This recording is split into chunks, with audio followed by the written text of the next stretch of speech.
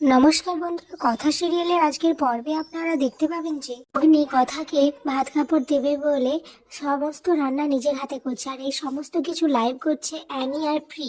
সব দেখে কর্তা দাদু তো পিঞ্চ করতে থাকে, আর তখন কর্তা দিদা বলে আহা, ওদের একটু আনন্দ করতে দিন না কর্তা মশাই।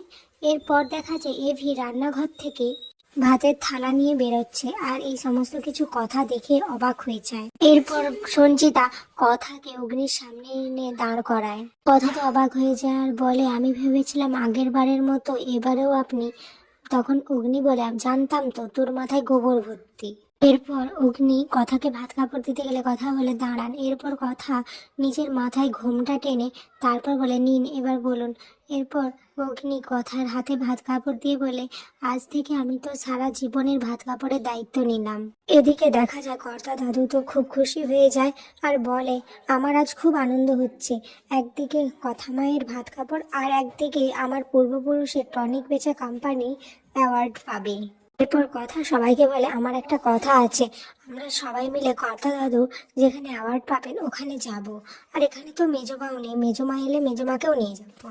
এরপর দেখা যায় কথা চিত্রার কাছে যায়, যে বলে, আজ আমার ভাত কাপড়ের অনুষ্ঠান, তুমি নিচে যাবে না? প্রথমে চিত্রা কিছুটা সংকোচ করে। এরপর চিত্রা তো নাটক করতে শুরু করে দেয়। তখন কথা বলে, আমি জানি মেজমা তোমার কোথায় আটকাচ্ছে। এরপর লেখা আর ছোটকা এসেও তো চিত্রাকে বোঝায় আর ডাকে, তারপর বলে তাদের কোম্পানি অ্যাওয়ার্ড পেতে চলেছে। সব শুনে চিত্রা মনে মনে ভাবে, এখন ওদের সামনে আমাকে ভালো থাকতে হবে, ওদের সামনে আমার ইমেজটা এখন অন্যরকম, তাই ওদের সাথে মিলেমিশে থাকতে হবে। অপরদিকে দেখা যায় কথা বউ ভাতে ভাত সবাইকে পরিবেশন করছে, আর তখন অগ্নি কর্তা দাদুকে বলে যে, আমি শুনেছি আপনার টনিক বেচা কোম্পানি অ্যাওয়ার্ড পেতে চলেছে, তার জন্য আপনাকে কংগ্রাচুলেশন। কিন্তু তার মানে এই নয় যে আমি আপনাদের সবার সাথে যাব। কেউ যদি এটা ভেবে থাকে তাহলে সে খুব ভুল ভাবছে। এটা শুনে কর্তা দাদুর মনে খুব কষ্ট লাগে। আর তখন সে বলে, ও তার মানে তুমি যাবে না, তাই তো?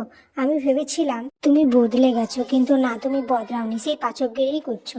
এভি তো এটা শুনে একটু রেগে যায় আর বলে, আমি পাচকগিরি করি বলেই তো এত মানুষ আমার রান্নার স্বাদ পাচ্ছে আর খেয়ে বলছে ভালো। তারপর তো চলতে থাকে দাদু নাতির তর্ক বিতর্ক। তখন সব কথা বলে, আচ্ছা এখন তো সবাই খাচ্ছে, এখন এই তর্ক বিতর্কটা থাক।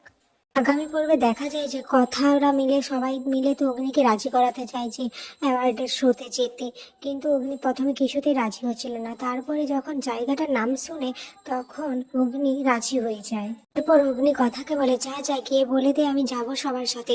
তারপর কথা চলে গেলে অগ্নি প্রত্যয়কে বলে, আমরা যে সিরিজটা বুক করেছি সেটা তো ওই জায়গার পাশেই।